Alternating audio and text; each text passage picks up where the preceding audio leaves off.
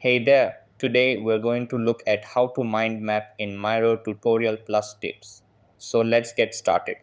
First, open your browser and go to miro.com.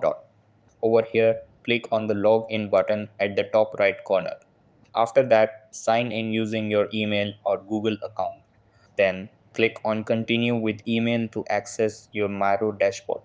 Over here, click on the board you want to use or create a new board. After that, go to the left side of the screen and click the plus button. Then in the search bar, type mind map. Over here, click on the pin icon next to mind map to save it for quick access. After that, click on the mind map to bring it to the board. Then choose a template and add it to your board. Over here, add your own fields and information. After that, arrange the position of the text by dragging them across the board.